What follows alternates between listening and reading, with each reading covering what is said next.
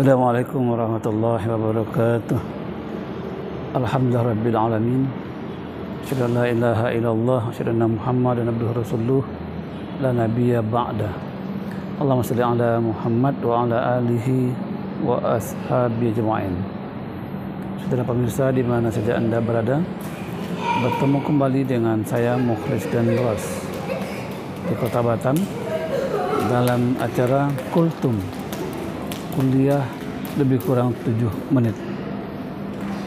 Seorang muslim hidupnya harus bersih dari syirik, bid'ah, dan khurafat. Kesempatan ini kita mengupas tentang bagaimana cara menerapkan salimul akidah, yaitu akidah yang bersih. Kita dalam salat senantiasa berdoa kepada Allah, iyyaka na'budu wa iyyaka nasta'in. Kepadamulah aku menyembah dan kepadamulah aku minta pertolongan. Ini konsekuensi seseorang ketika menyatakan diri sebagai muslim. Begitu juga halnya dalam ibadah salat, kita juga selalu membaca inna sholati wa nusuki wa mahyaya wa mamati lillahi rabbil alamin. Sesungguhnya salatku, ibadahku, bahkan hidup dan matiku hanya untuk Allah semesta alam. Jadi tidak ada yang kita miliki di dunia ini kecuali penitipan dari Allah SWT. Titipan itu kelak akan diambil kembali.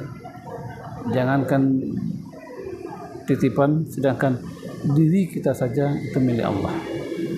Nah, seorang muslim dalam kehidupannya harus bersih imannya dari syirik, dari segala hal yang bisa merusak hancurnya kepribadiannya. Bagaimana cara menerapkan atau apa saja yang perlu diterapkan dalam kehidupan kita dalam rangka untuk salimul akidah, agar akidah kita itu bersih. Yang pertama, kita berteman dengan orang-orang yang soleh sehingga kita bisa meneladaninya dalam kehidupan sehari-hari. Bagaimana kisah Rasul menyatakan ada orang yang telah membunuh manusia sebanyak 99. Kemudian dia yang bertobat datang pada seorang rahib. Akhirnya rahib tadi menyatakan tidak ada yang bisa mengampuni dosa Anda karena terlalu banyak. Maka dia bunuh rahib itu sehingga menjadi 100 orang yang dia bunuh. Tapi ingin hatinya tetap untuk baik kembali, dia berharap dan bertobat kembali dan bertemu dengan seorang ulama. Dia ungkapkan segala dosa dan maksiat yang dia lakukan dan dia ingin bertobat. Maka ulama itu menyatakan, kalau Anda ingin bertobat silahkan, Allah akan mengampuni dosa-dosa Anda. Tapi dengan syarat setelah bertobat Anda harus pindah dari kampung itu, mencari kampung yang lain yang banyak orang-orang soleh, orang-orang baik dalamnya. Menunjukkan bahwasanya bertobat sekalipun harus punya lingkungan yang soleh, lingkungan yang baik. Rasul menyatakan bahwasanya teman bergaul itu seperti berteman dengan orang penjual minyak wangi dan pembuat besi atau pandai besi. Walaupun kita tidak membeli minyak wangi, tapi percikan harum wangi itu akan kita kenai. Begitu juga halnya kalau kita berteman dengan tukang pandai besi, walaupun kita tidak menjadi orang yang pandai besi, tapi paling tidak percikan apinya dan bau busuk besi itu akan menempel pada kita. Jadi berteman dengan orang baik itu, orang yang soleh, itu perlu dalam rangka untuk menjaga akidah kita. Kalau kita berteman dengan orang yang penuh dengan syirik, khurafat, bid'ah dan segala macam, maka akan rusak iman kita. Yang kedua, penerapan salimul akidah itu adalah seorang muslim meyakini bahwasanya dosa itu akan terhapus dengan taubat nasuha, bertobat kepada Allah Subhanahu wa taala.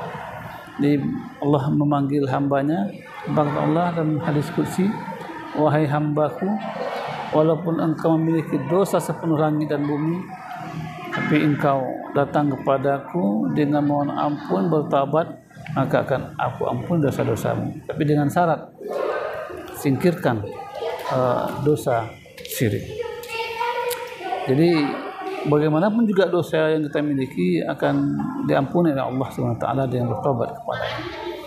Seorang muslim juga harus memprediksi datangnya kematian kapan saja.